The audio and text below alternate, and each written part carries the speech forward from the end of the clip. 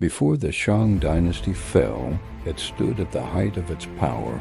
Bronze vessels filled ritual halls. Divination records accumulated year after year. Kings spoke to their ancestors through fire and bone, confident that heaven still listened. Yet strength, once taken for granted, can quietly turn into excess.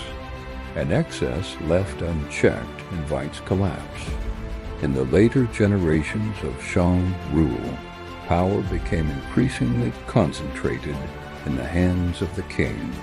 Military success and ritual authority reinforced one another, but they also created distance.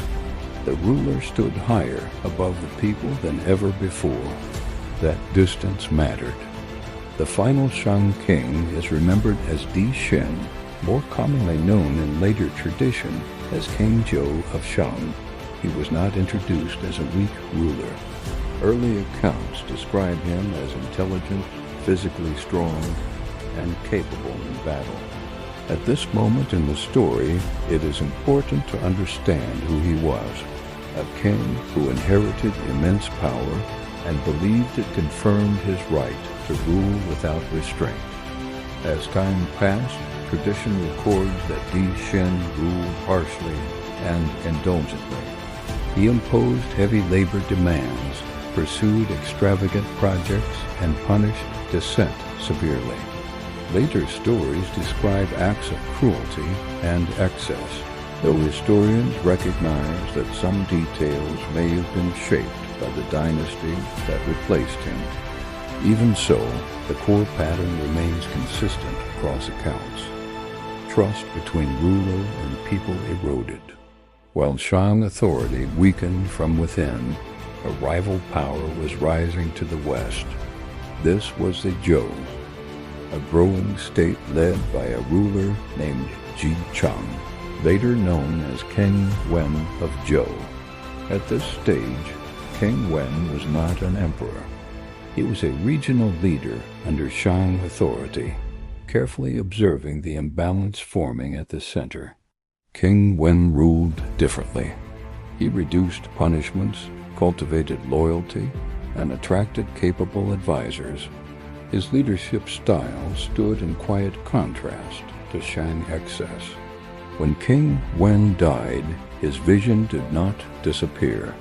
It passed to his son, Jifa, known to history as King Wu of Zhou. King Wu inherited both preparation and opportunity. Support for Shang rule had weakened. Allies were ready. When King Wu led the Zhou forces eastward, the decisive confrontation took place at the Battle of Mai. Shang forces, demoralized and divided, could not hold. Some accounts describe soldiers laying down their weapons rather than fighting for a king they no longer trusted. With Shang defeated, King Wu established the Zhou dynasty. But the transition was not presented simply as conquest. Zhou leaders framed it as justification. They argued that Shang had lost the right to rule through failure and excess. Power, they claimed, was granted by a higher order, and it could be withdrawn. This idea became known as the mandate of heaven. Under this principle, heaven did not favor a single family forever. It favored just rule. When a dynasty failed its responsibilities, its mandate ended. The Zhou did not invent the pattern of dynastic change, but they gave it a name and a lasting framework. The fall of Shang closed an era defined by bronze, divination, and the earliest written voices of Chinese rulers.